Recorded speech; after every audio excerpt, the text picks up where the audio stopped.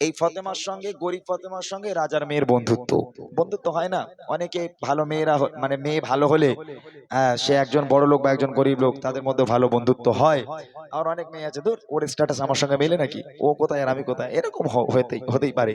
তো আম্মা জান ফাতেমার সঙ্গে এক ইহুদি নারীর বন্ধুত্ব হয়েছিল। এমন বন্ধুত্ব, একে অপরকে না দেখে থাকতে পারতো না, একে অপরের সঙ্গে কথা না বলে থাকতে পারতো না। একদিন রাজার মেয়ের বিয়ে ঠিক হলো, ইহুদি নারীর বিয়ে ঠিক হয়ে গেল।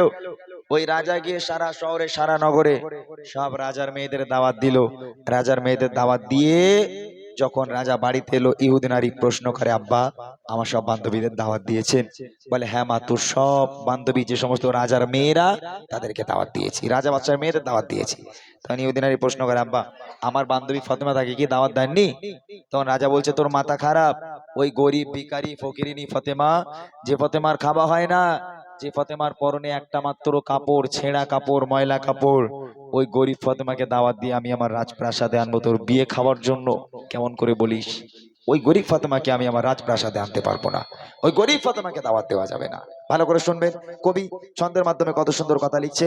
এবং আম্মাজান ফাতেমা ইহুদি নারীর বিয়েতে, ওই রাজার মেয়ের বিয়েতে, বিয়ে বাড়িতে আসে কিনা মনোযোগ দিয়ে শুনবেন, কবি ছন্দের মাধ্যমে বলছে। এক ইহুদি নারী ছিল যার বন্ধু ছিল মা ফাতেমা, ভালোবাসা প্রেম মায়া মমতা ছিল তাদের অনুপ্রেরণা, ছিল তাদের অনুপ্রেরণা।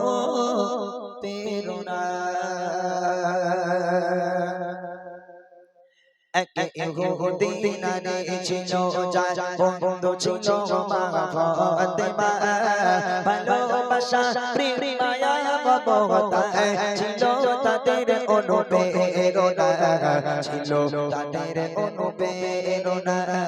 একে অপরের চিন্তা ভাবনায়, একে অপরের চিন্তা ভাবনায় কথা পায়ারে বন্দনা, ভালোবাসা প্রেম মায়া মমতা ছিল তাদের অনুপ্রেরণা, ছিল তাদের অনুপ্রেরণা। এক তারিখে ইহুদি মেয়ের বিয়ে হবে ঠিক হলো, মেয়ের পিতা একে একে সব প্রিয়জনেদের দাওয়াত দিল। এক তারিখে ইহুদি মেয়ের বিয়ে হবে ঠিক হলো, মেয়ের পিতা একে একে সব প্রিয়জনেদের দাওয়াত দিল। ও জনেদের দাওয়াত দিল, মেয়ে বলে দাওয়াত দিয়ে এসো, মেয়ে বলে দাওয়াত দিয়ে এসো, আমার বান্ধবী ফাতেমা না এলে সে আমার বাড়ি, বিয়ে আমি করব না, বিয়ে আমি করব না। এক ইহুদি নারী ছিল যার বন্ধু ছিল মা ফাতেমা, ভালোবাসা প্রেম মায়া মমতা ছিল তাদের অনুপ্রেরণা, ছিল তাদের অনুপ্রেরণা। মেয়েদের জেদ একটু বেশি হয়, মেয়েরা যদি বলে আব্বা কাল আমার ওটা লাগবে, তো এনে দিতেই হবে। যদি তুমি বাপ এনে না দিয়েছো, তাহলে বাড়ি পুরো মাথায় করে তুলে দেবে একদম। মেয়েদের জেদ এরকম হয়, তাই না? তো রাজা বলছে, তোর মাথা খারাপ, তুই রাজার বাড়িতে মানুষ মা, তুই একটাবার চিন্তা করে দেখ, তোর এই বিয়েতে আমার রাজপ্রাসাদে কত বড় বড় রাজা বাদশার মেয়েরা সব আসবে, আর এই রাজা বাদশার মেয়েদের মধ্যে যদি গরিব ভিখারি ফকিরিনী ওই ফাতেমা ঢুকে যায়, আমার বাড়ির মান সম্মানটা কোথায় যাবে মা? আমার রাজপ্রাসাদের মান সম্মান থাকবে? কি করে বলিস ওই ফাতেমাকে দাওয়াত দিতে? খবরদার ওই গরিব ফাতেমাকে আনার কথা বলবি না। মেয়ে বলছে, আব্বা তুমি যাকে দাওয়াত দিয়েছো আমার কোনো আপত্তি নেই, তবে ফাতেমা হচ্ছে আমার বেস্ট ফ্রেন্ড, ফাতেমা হচ্ছে আমার সব থেকে ভালো বন্ধু। অর্থাৎ যদি আমার বান্ধবী ফাতেমা আমার বিয়েতে না আসে, এ বিয়ে আমি করব না, তোমার কি করার আছে তুমি করো। মেয়ের কাছে বাপ পারে, বিয়ে আমি করবো না, তোমার কি করার আছে করো। তখন রাজা রেগে গেল, বাপ রেগে গেল, রেগে গিয়ে মেয়েকে কি বলছে দেখেন। আসবে বড় বড় রাজা বাদশা,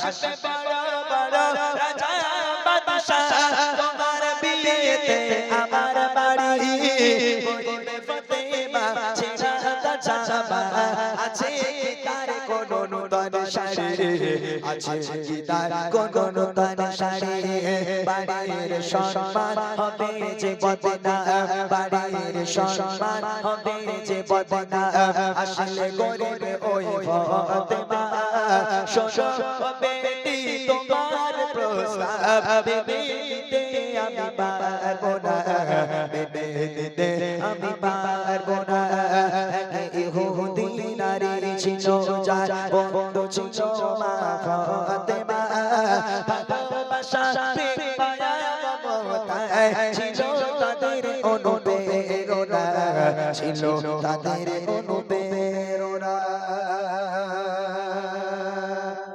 বাপ হেরে গেল মেয়ে জিতে গেল তখন বাপ নিরুপায় বাপের কোনো উপায় নেই মেয়ে বলছে আমি বিয়ে করব না বাপ তখন নিরুপায় মেয়ে বাপ বলছে ঠিক আছে মা তোর প্রস্তাবে আমি কবুল করব তোর বান্ধবী ফাতেমাকে আমি দাওয়াত দেব তবে আমার একটা শর্ত আছে কি শর্ত আব্বা বলে আমার বাড়িতে রাজা বাদশার মেয়েরা আসবে দামি দামি পোশাক পরে আসবে কত সুন্দর সুন্দর দামি পোশাক পরে আসবে তোর গরিব ফাতেমাকে বল যদি ওই ফাতেমা রাজা বাদশার মেয়েদের মতো দামি দামি পোশাক পরে যদি আমার রাজপ্রাসাদে আসতে পারে তাহলে এন্ট্রি আছে আর যদি ওই গরিব ফাতেমা ফকিরের হালাতে ভিখারির হালাতে যদি আমার বাড়িতে আসে আমি কিন্তু দূর দূর করে অপমান করে তাড়িয়ে দেব বল তোর ফাতেমাকে তখন তো ফোন ছিল না ইহুদিনারি চিঠি লিখে ফাতেমার কাছে পাঠালো হে বাবু কালকে আমার বিয়ে আমার আব্বা কোনো মতে রাজি হয় না অনেক কষ্ট করে রাজি করিয়েছি আমার বিয়েতে তোমাকে আসতে হবে তুমি যদি আমার বিয়েতে না আসো এই বিয়ে আমি করব না বাবু তোমাকে আসতেই হবে আম্মা জান ফাতেমা চিঠিটা পড়ার পর হাসতে হাসতে দাওয়াত কবুল করে নিল যেহেতু দাওয়াত কবুল করা নবী পাকের সুন্নাত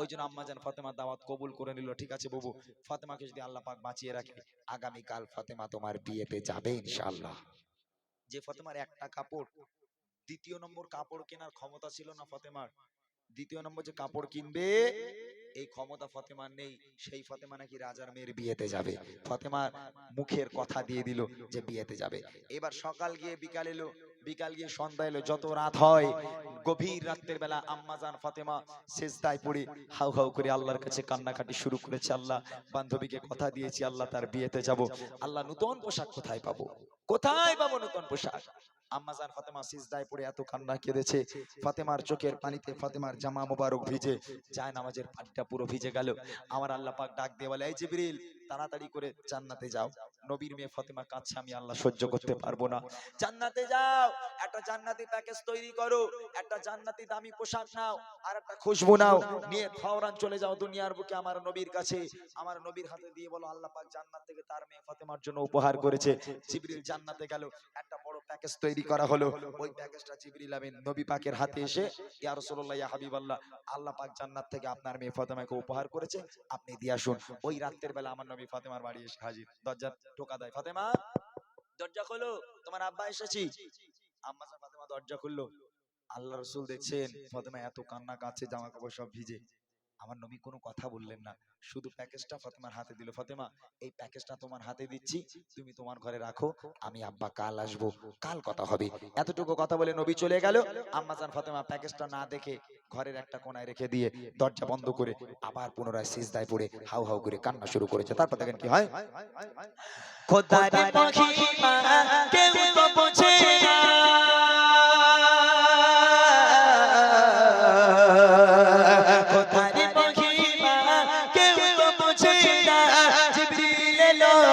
নবীর কাছে জান্নাত হতে সে কিছু সামানাত দিয়ে গেল মোর নবীর হাতে দিয়ে গেল মোর নবীর হাতে ফাতেমার বাড়ি গিয়ে মোর নবী ফাতেমার বাড়ি গিয়ে মোর নবী বলছে শোনো ফাতেমা খোদার উপহার তোমার তরে কবুল করো এই নজরানা কবুল করো এই নজরানা কে ইহুদি নারী ছিল যার বন্ধু ছিল মা ফাতেমা ভালোবাসা প্রেম মায়া মমতা ছিল তাদের অনুপ্রেরণা ছিল তাদের অনুপ্রেরণা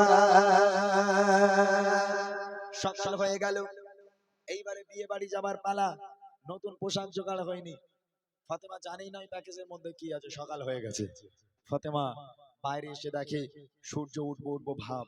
এমত অবস্থায় ফাতেমা আরো টেনশনে পড়ে গেল। আল্লাহ আল্লাহ, কিছুক্ষণ পর বান্ধবীর বিয়েতে যাব। আল্লাহ, বান্ধবীকে কথা দিয়েছি ফাতেমার কথা কোনোদিন খিলাফ হবে না। বান্ধবীকে কথা দিয়েছি আমি যাব। আল্লাহ, পোশাক তো নেই, কি করে যাব? আম্মাজান ফাতেমা আবার হাউ হাউ করে কান্না শুরু করেছে। ফজরের ওয়াক্তে মানে সকালবেলা আমার নবী পাক আমার ফাতেমার বাড়ি এলো। ফাতেমার বাড়ি এসে দরজা টোকা দেয়। ফাতেমা, আব্বা এসেছি, দরজা খুললো।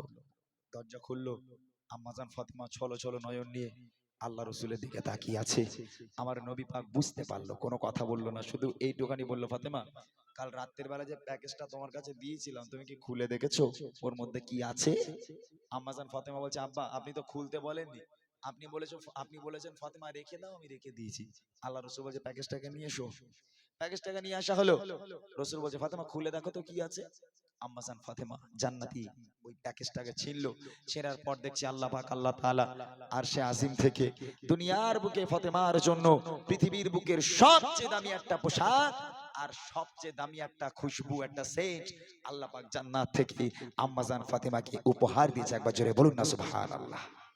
সারাটা রাত কেঁদেছে ফাতেমা। রাতের বেলায় যে ফাতেমার ঘরে পোশাক পৌঁছে গেল জান্নাত থেকে, ফাতেমাও জানতে পারলো না। সারাটা রাত যে কাঁদলো, এইবার ফাতেমা পোশাকটা দেখার পর মুচকি হাসছে। হেসে আব্বাকে বলছে, আব্বা আমি আর বিলম্ব করব না, তাড়াতাড়ি করে গোসল করে ফ্রেশ হয়ে জান্নাতি পোশাক পরে খুশবুটা লাগিয়ে আব্বার কাছে বিদায় নিতে হলো। আব্বা আপনি আমাকে বিদায় দেন, বান্ধবীর বিয়েতে যাব, আর দেরি করব না। নবী বলছে, ফাতেমা যাচ্ছ যাও, দুটো কথা খেয়াল রাখবে। কি কথা? কোন পর পুরুষ যেন তোমার চেহারা দেখতে না পায়। যে সমস্ত নারীরা পর পুরুষের সঙ্গে ওঠা বসা চলাফেরা কথাবার্তা, ওই সমস্ত নারীরাও যেন তোমার আশেপাশে না আসতে পারে। যাও, চলে যাও। আব্বার কাছে থেকে বিদায় নিয়ে গুটি গুটি পায়ে ফাতেমা চলেছে কোথায়? রাজপ্রাসাদের দিকে। গন্তব্যে পৌঁছে গেল। রাজপ্রাসাদে ফাতেমা পৌঁছে গেল।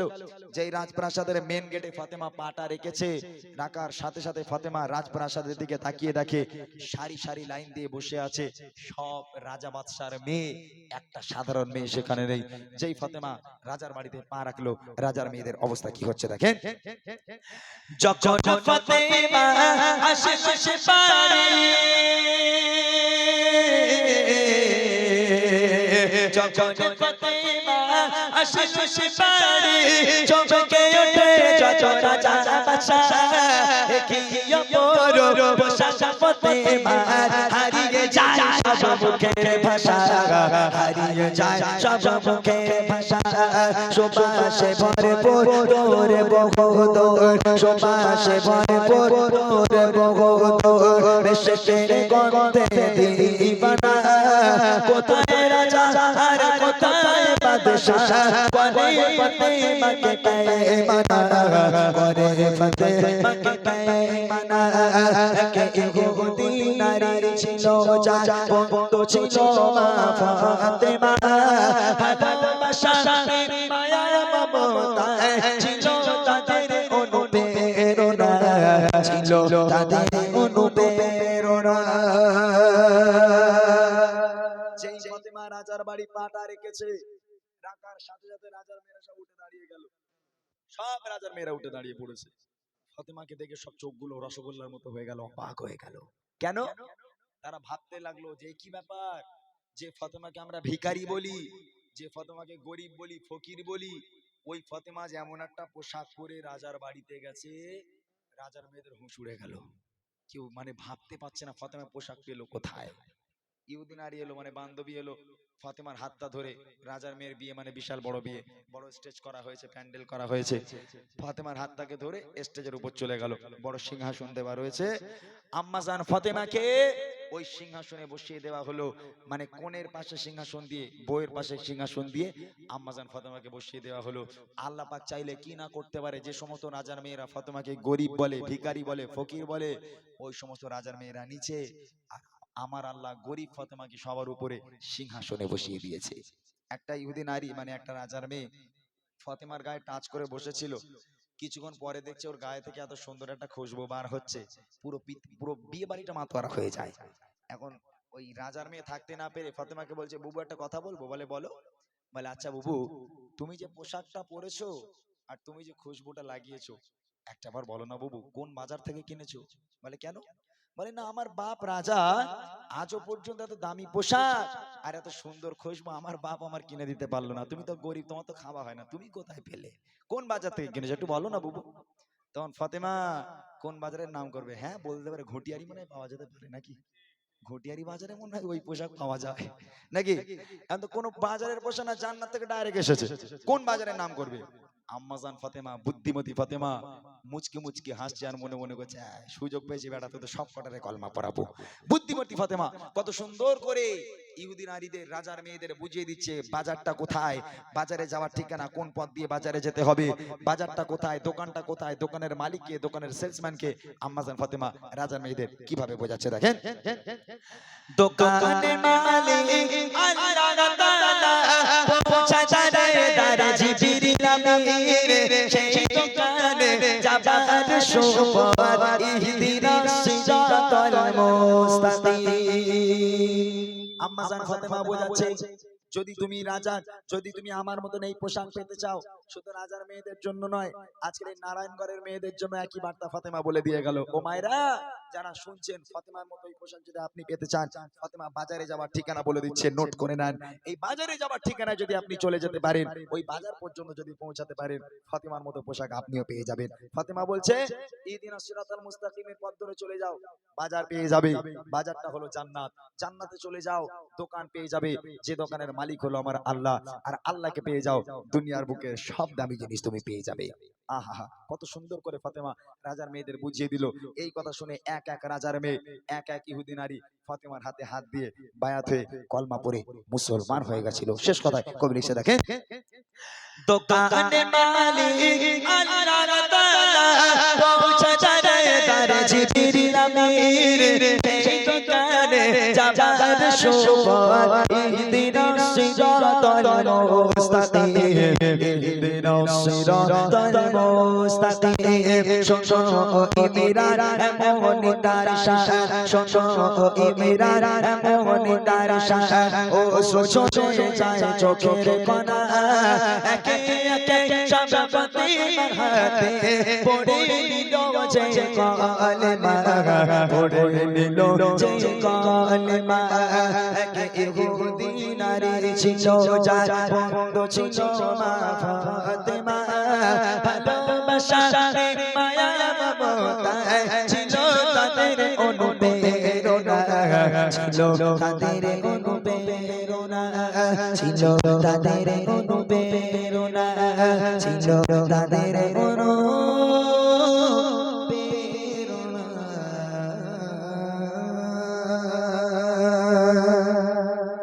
মাশাআল্লাহ, क्या बात। শুনলেন সেই ইহুদি নারী এবং মা ফাতেমার বন্ধুত্ব। সত্যি এখানকার মা বোনেরা একদম চুপচাপ শুনছে, ভালো লাগছে। অন্য অন্য জায়গায়